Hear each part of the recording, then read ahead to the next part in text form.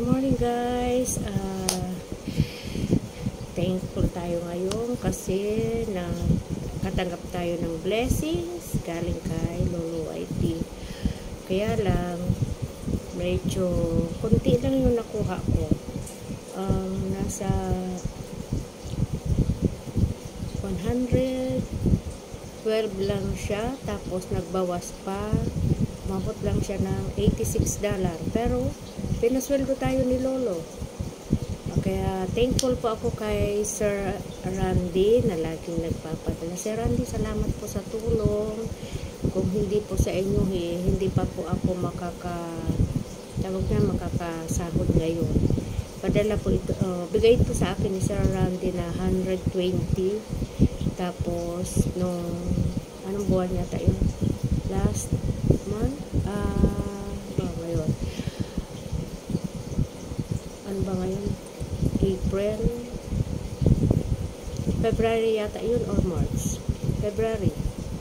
Binigay sa akin ni Sir Randy. Kaya thank you.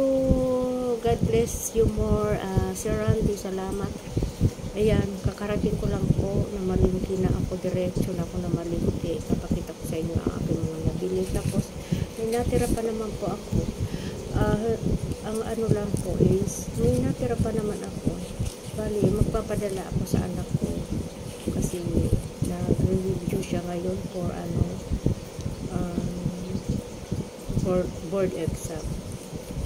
May konting natira sa akin, bibigay ako sa kanya, pero konti lang kasi meron din ako, alam nyo na, hindi naman tayo mayaman, may mga utang, ganun.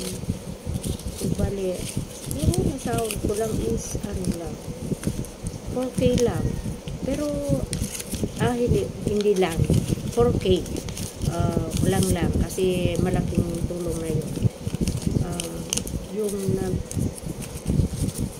sa akin ni Sir Randy is malaki yung bawas ko sa akin, pero okay na yun. At least may natanggap tayo ngayon after ngayon pa naman na bihira na ako makapag-live, so kaya ganyan. Hindi bihira rin ako makapag-upload ng video, kaya malaking tulong yung binigay sa akin ni Sir Randy, kaya nakasahod ako. So yun, ito papakita ko po sa inyo ang mga binili ko. Lahat naman po is pang paninda ko na, kasi nagtitinda-tinda ako. Sa umaga nagtitinda ako ng pang-almusal. So yun, maraming salamat Sir Randy sa laging pagbigay niyo sa akin ng tulong para ako'y makasahod. Kung ako lang, sa akin lang, is matagal ako bago makasahod. Siguro, siguro abutin ako ng 5 buwan bago makasahod, or 4, ganyan. Pero ngayon nga, malaki yung kaltas ni Lolo sa akin talaga. Kailang yan. At least, may nakukuha pa naman ako kahit hindi pa. So, maging na lang. Thankful na lang tayo na mayroon matulungin na tao na nabibigay sa akin. So yun, pakita ko po sa inyo yung aking mga binili. Update kayo. Pala sa binili ko, may remembrance na ako ngayon ng sahod ko kay Lolo YT. Yung tatlong wala akong remembrance doon. Wala akong meron pala yung pang tatlo. Ito, bumili ako ng linoleum. Ito ngayon, ito binili ko. Tapos ito, magagamit ko to sa pagluto-luto ba. Bumili ako ng Tupperware. Tapos yung ito maliit, ito binili kong maliit kasi yung malaki dyan, nabibigatan ako. Tapos yung Tupperware siya, lalagyan ng mga pagkain. Yung nabili ko, ang iba dito, pang paninda ko na, itlog, mantika. Iyan, bumili ako ng 5 kilong bigas lang. Ito. Tapos ito lang.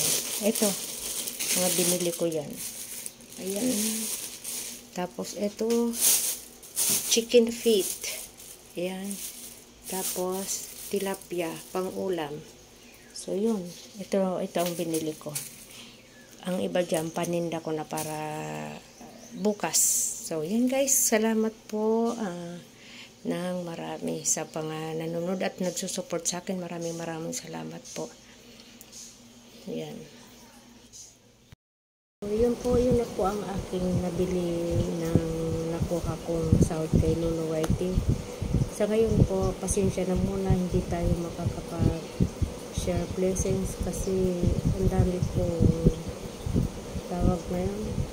Ang dami kong kailangan kasi kusuhin. Sa totoo lang talaga, financially, hindi kami stable ngayon. Kailangan namin ng pera kasi na-review yung anak ko. So, kaya siguro after matapos na kami ng kabayad utang ako, kami ng anak ko, na which is nagtatrabaho naman siya at siyempre kulang ang budget niya kasi hindi naman kalakihan yung sweldo, hindi pa naman siya registered medtech. Pagre-review pa siya, mag-take ng board exam. Siguro after matapos ko yung mga utang ko, sa totoo lang marami akong utang, siguro doon ako makakapag-share blessing na din kahit papano. So yung pasensya na muna, sa ngayon kapos pa ako. Pero pasalamat na lang ako at merong taong mga tumutulong sa akin, na nagbibigay sa akin. Salamat. Maraming salamat po sa inyo lahat ng mga tumutulong at sa mga nagsusupport. Thank you. God bless us all.